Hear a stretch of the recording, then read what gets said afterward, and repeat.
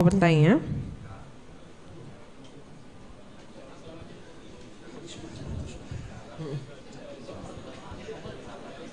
Sudah ya? Nggak ada ya? Kalau nggak ada saya lempar ke yang Islam ya. Pertanyaan. Baik.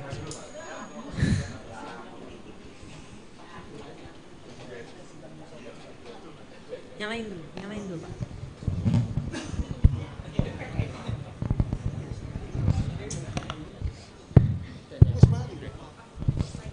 Oke, terima kasih. Assalamualaikum warahmatullahi wabarakatuh. Di sini kita sedikit mendapat ilmu ya saya dari penjelasan Ustadz K.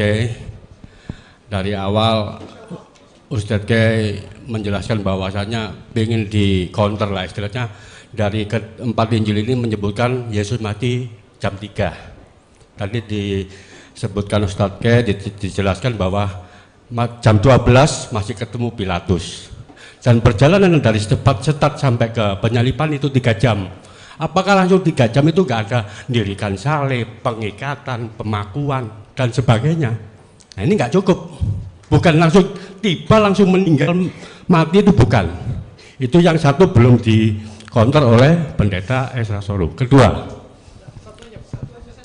oh enggak, kaitannya. Terus ada yang dari teks yang asli Hebrew tadi. Ini kan nggak ada yang ditombak itu Bang.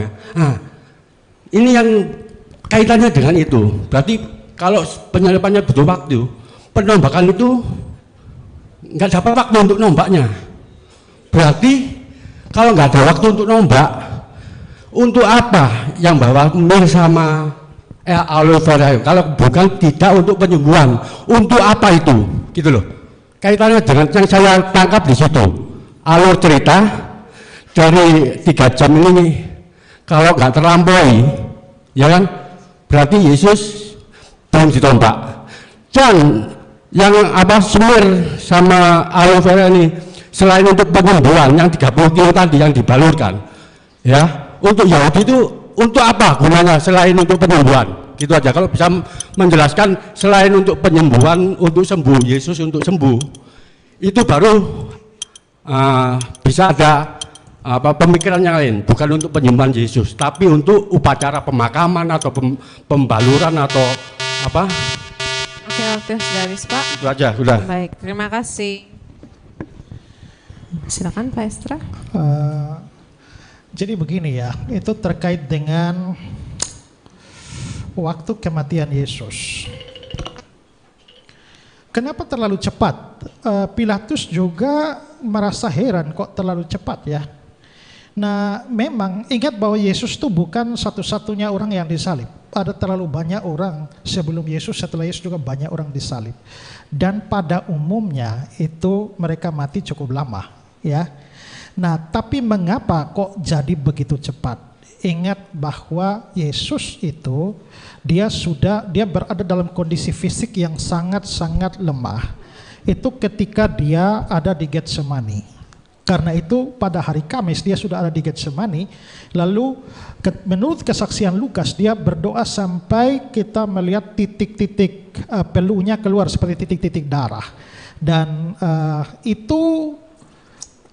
dia mengalami satu gejala medis yang namanya hematihidrosis.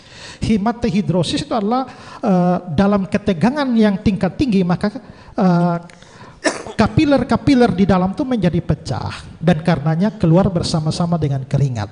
Nah, gejala hematihidrosis yang dialami oleh Yesus itu membuat kulitnya tuh sangat rentan nanti ketika dia dicambuk. Nah, dengan kondisi Yesus yang tidak makan, tidak minum dan semalam-malaman ditambah dengan hematihidrosis membuat kondisinya rawan. Lagi pula dia dicambuk dengan cambuk Romawi. Cambuk Romawi itu jangan bayangkan seperti cambuk-cambuk kita, tidak.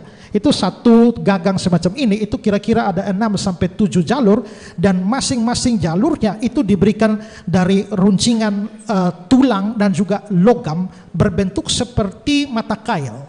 Jadi pada waktu mata kail ditaruh dan ditarik, krek, itu menunjukkan itu sampai isi daging itu keluar. Nah, Yesus dicambuk berapa kali? Kalau saudara ingat apa yang Paulus katakan, kesaksian Paulus, dia bilang dia pernah disesah 40 kurang 1 pukulan. Mengapa 40 kurang 1 pukulan? Karena tradisi Yahudi, orang dicambuk itu 40 kali. Nah, tidak boleh lebih dari 40 kali karena itu dianggap menghina saudaranya. Karena mereka tidak mau melebihi 40, maka biasanya cambuk hanya dilakukan 39 kali. Makanya Paulus bilang dia disesah 40 kurang 1 pukulan. Masalahnya, Yesus tidak dicambuk oleh orang-orang Yahudi, tapi oleh orang-orang Romawi. Dan ada ahli yang mengatakan bahwa pencambukan itu berapa kali, itu tergantung suasana hati dari si serdadu. Nah, bayangkan bahwa Yesus sudah mengalami semua peristiwa termasuk hematihidrosis pada Kamis malam, dan ditambah dengan pencambukan yang begitu brutal. Leon Morris bahkan mengatakan bahwa dalam pencambukan itu isi perut bagian dalam itu bahkan bisa terbuka dan keluar. Nah, dalam hal semacam ini akhirnya setelah dicambuk baru Yesus dibawa ke penyaliban. Kalau kita membaca catatan Injil, dia hampir tidak kuat lagi, lalu sampai akhirnya dibantu oleh Simon orang Kirene di dalam membawa salib. Itu gejala secara medis itu mengalami apa yang namanya hipovolemik. Hipovolemik itu adalah satu gejala di mana dia begitu tekanan darah begitu kuat dan kekurangan darah, dan dengan kondisi semacam itulah dia naik ke atas salib. Pada waktu dia naik ke atas salib dan dia bertahan di atas salib, orang di atas salib itu mereka kan harus bernapas karena belum mati. Nah, apa yang menentukan pernapasan itu? Kalau mereka masih bisa membuat tekanan ke bawah. Jadi kaki itu penting, membuat tekanan lalu naik turun supaya bisa bernafas. Nah, ingat bahwa punggung Yesus itu sudah seperti bubur pada waktu pencambukan. Nah, dengan punggung seperti bubur itu dia harus naik gesek semua, dan itu membuat suatu kesakitan yang begitu luar biasa. Nah, dengan fenomena semacam ini bahwa sebelumnya mengalami hematihidrosis, di dalam perjalanan mengalami hipovolemik, maka sangat wajar bahwa dia mati lebih cepat dari kebiasaannya. Juga kita bisa lihat bahwa waktu para prajurit datang, ini kan mayat harus diturunkan karena ada perayaan besar besoknya. Maka mereka harus segera menurunkan. Tidak boleh ada yang masih di atas kayu salib. Maka kalau belum mati harus dimatikan. Itulah sebabnya dua penjahat di samping kiri kanannya tuh dipukul pakai martil tulang kakinya supaya patah. Supaya dia tidak bisa lagi untuk naik, untuk tarikan napas. Begitu pukul, matilah mereka. Tapi begitu dia menghadapi Yesus dan ingin memukulnya, dia lihat, oh, dari fenomena yang terlihat sudah mati. Lalu untuk memastikan itu, dia menusuk tombak ke sana dan keluar air dan darah. Itu bisa dijelaskan secara medis, dan itu untuk memastikan kematian. Ingat bahwa para prajurit Roma itu bukan orang yang baru salib orang, itu pakar penyaliban itu, ya. Dan mereka kalau menyalibkan orang yang harus mati dan tidak mati, maka mereka yang akan dihukum. Itu tradisi zaman itu. Saudara lihat bahwa pada waktu kepala penjara Filipi di Kisah Para Rasul itu, ya, begitu ada kemungkinan bahwa Paulus lari dari penjara, dia langsung mau bunuh diri. Kenapa dia mau bunuh diri? Karena kalau sampai Paulus yang harus ditahan dalam penjara lepas, maka dia yang harus dibunuh. Karena itulah dia mau bunuh diri. Begitu juga kita bisa melihat para prajurit yang diberikan Pilatus untuk menjaga kubur Yesus itu dengan segel, dengan meterai. Berani kubur Yesus itu sampai mayat Yesus sampai hilang, maka mereka bisa dibunuh mati. Nah, tradisinya semacam itu, maka seorang prajurit Romawi tidak meresikokan dirinya dengan suatu pengabaian sehingga bisa melepaskan Yesus yang harus mati tapi tidak mati, sehingga hanya terluka di kuburan saja, ya, di atas kayu salib saja. Nah, ingat bahwa kalau kita bicara secara medis, hipovolemik juga hematihidrosis, dengan mengerti tradisi penyaliban dan tradisi pencambukan, maka tidak ada kemungkinan Yesus hanya pingsan saja lalu besoknya sembuh. Kalau Yesus itu sembuh, ya seperti Pak Kainama bilang, rasanya aneh, ya, bahwa 3 hari kemudian dia sudah keluar dan menampakkan diri kepada banyak orang dengan begitu segar bugar. Kalau dia mengalami penyaliban dan pencambukan semacam itu, 3 hari pasti belum bisa jalan. Tapi semua menyaksikan bahwa dia hidup. Bahkan supaya memastikan bahwa ini bukan manusia jadi-jadian, bukan hantu, maka dia diberikan ikan, dia makan. Tujuan makan apa? Supaya membuktikan bahwa ini betul-betul dia yang mati dan bangkit itu. Ya, hantu tidak punya tulang dan daging seperti yang kamu lihat padaku. Ya, dia bisa diraba, dia bisa bicara dan lain sebagainya. Itu membuktikan bahwa dia yang mati itu dan itu bangkit. Jadi tidak ada ceritanya soal kesembuhan. Kalau dia sembuh, luka macam pencambukan dan penyaliban tidak bisa sembuh dalam 3 hari. Mau dibalut dengan 50 kilo yang seperti Pak Kainama bilang, tidak bisa. Dia mungkin butuh 3-4 bulan. Ya, karena ini hancur semua, hancur semua. Pak Kainama ngomong begitu pasti tidak ngerti tradisi pencambukan, makanya bisa pikir dia bisa bangkit, bisa sembuh dalam 3 hari. Nah, karena itulah maka kita bisa melihat bahwa apa yang terjadi sesungguhnya itu adalah kebangkitan, mujizat kebangkitan, dan para prajurit Roma tahu pasti itu. Jadi itu bukan dugaan saja, tapi itu dipastikan demikian. Ya. Baik, terima kasih. Selanjutnya, apakah ada dari pihak Kristen? Sebentar. Dari pihak Kristen, apakah ada satu untuk menyelangi? Oke. Baik, silakan Pak. Baik, Assalamualaikum warahmatullahi wabarakatuh.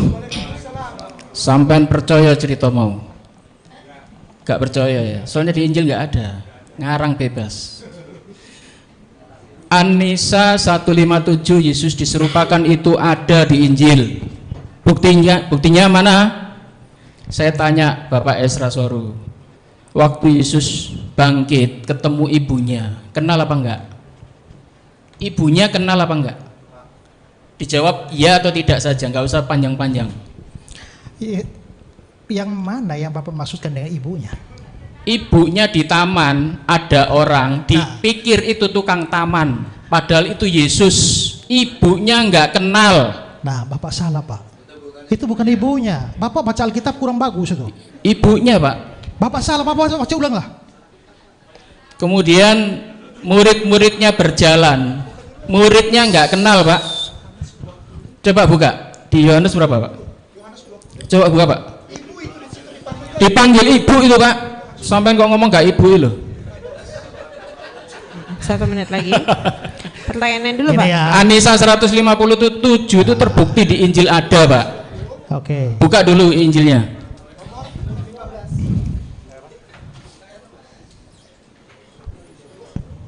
Silakan buktikan.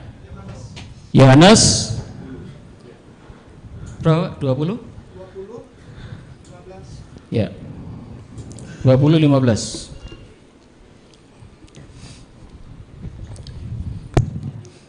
Yang di taman itu. Ya. Tadi itu. Ya. Tadi. Ibu, Naik. mengapa engkau menangis? Coba diturunkan sedikit. Nah, itu ayat 13. Tuanku telah diambil orang. Kemudian ada orang di situ dipikir tukang taman. Ibunya nggak kenal, wajahnya nggak kenal, suaranya nggak kenal. Baik Pak, untuk waktunya sudah habis. Apa pertanyaannya? Bahkan murid-muridnya saat berjalan, muridnya nggak kenal. Berarti An-Nisa 157 terbukti. Terima kasih. Wassalamualaikum warahmatullahi wabarakatuh. Pertama-tama, ya. Mohon tenang kembali para audiensnya. Nah ini yang menunjukkan Bapak baca Alkitab saja nggak beres itu. Hanya karena di situ ada nama Maria, lalu kata ibu, lalu Bapak langsung mengartikan itu adalah ibu dalam pengertian mamanya sendiri. Ya, coba lihat ke ayat 1 itu siapa di situ tuh pasti Maria, tapi Maria siapa? Geser ke ayat 1.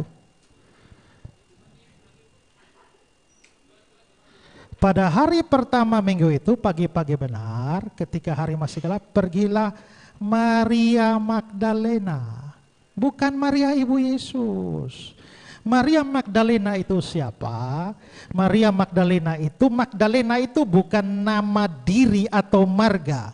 Maria Magdalena itu artinya Maria dari kampung Magdala. Ya. Nah, nama Maria di Alkitab tuh ada banyak ya. Ada Maria ibu Yesus, ada Maria saudara Marta dan Lazarus di Lukas pasal 10.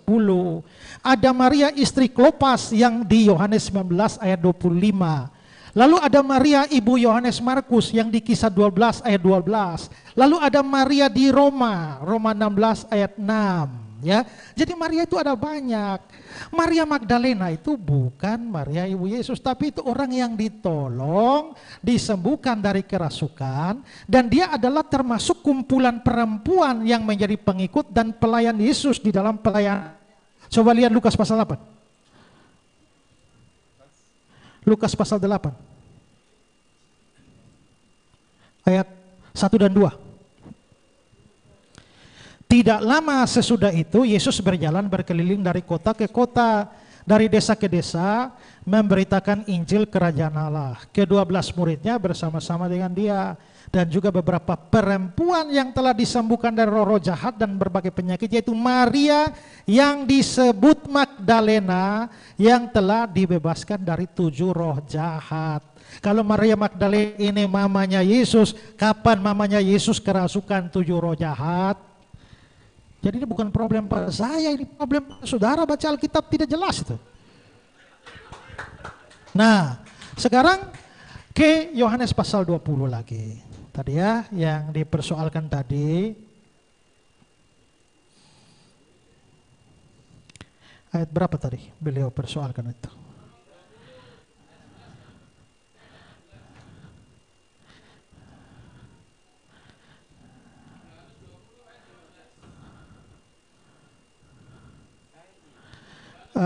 Ya, hai ibu, mengapa engkau menangis? Begitu beliau baca ibu di sini langsung ini pasti mamanya. Salah.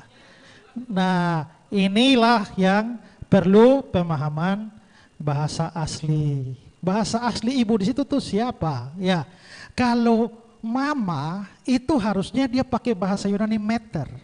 Dari meter itu jadi mother, bahasa Inggris. Tapi kalau saudara lihat bahasa aslinya di situ tidak memakai meter, tapi memakai gunai. Ya, Pak tidak punya hak bicara. Sekarang saya. Ya.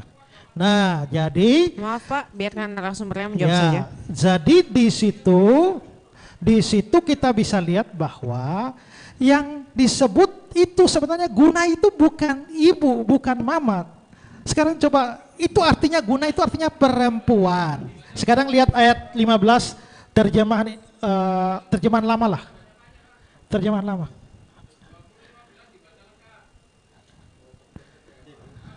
Alkitab ini. Terjemahan lama. Persis di bawah nih. Ya. Nah, lihat ayat 15. Maka bertanyalah Yesus kepadanya, hai perempuan. Hai perempuan. Jadi kita bisa melihat bahwa memang itu bukan mama. Jadi pertama saudara sudah salah. Dan yang kedua adalah mengapa kok mereka tidak mengenal Yesus. Baik Maria Magdalena maupun orang yang berjalan. Nah, kalau saudara melihat bahwa memang pada waktu Yesus bangkit, itu ada perubahan di dalam dirinya karena dia sudah mengenakan tubuh kebangkitan. Ya, itu tubuh kebangkitan, makanya di dalam bagian yang lain dikatakan bahwa dia menampakkan diri dalam rupa yang lain. Karena itu memang ada pemuliaan lebih lanjut. Yesus itu dia mengenakan tubuh manusia, darah dan daging. Tapi pada waktu dia dibangkitkan, sekarang coba lihat Pak, Filipi pasal 3. Filipi pasal 3 ayat yang ke-21. Ayat 20-21. Filipi 3, 20-21. Ya. 20-21. Tetapi tanah air kita ada di surga, dan dari sana kita juga menantikan juru selamat, yaitu Tuhan Yesus Kristus, yang akan mengubahkan rupa tubuh kita yang hina ini menjadi serupa dengan tubuhnya yang mulia. Jadi memang ada perubahan atau pemuliaan lebih lanjut kepada tubuh Yesus setelah bangkit. Karena itu kalau dia sedikit untuk sementara waktu tidak dikenali, itu hal yang wajar. Tapi poinnya tetap ada. Karena apa? Karena Bapak boleh pertanyakan kok kenapa Maria Magdalena tidak mengenal. Tapi coba baca cerita sebelumnya dan sesudahnya. Bukankah itu tetap berbicara soal kematian dan kebangkitan? Karena itu sebenarnya penyamaan Al-Quran dengan fakta ini itu sangat tidak cocok, Pak. Supaya Pak tahu bahwa sebenarnya ada dokumen yang lebih cocok dengan Al-Quran Bapak itu.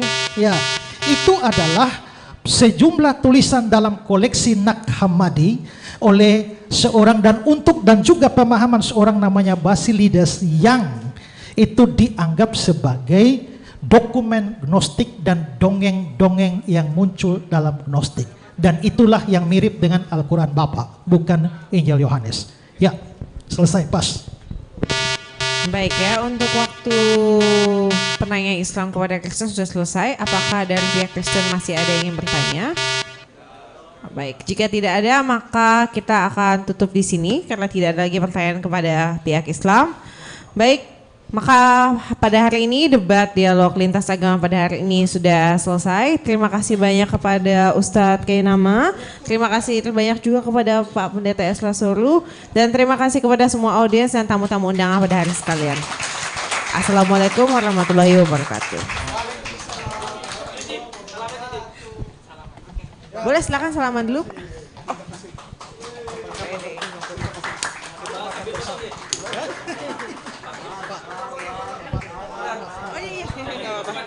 Saya geser. Biar enak difoto.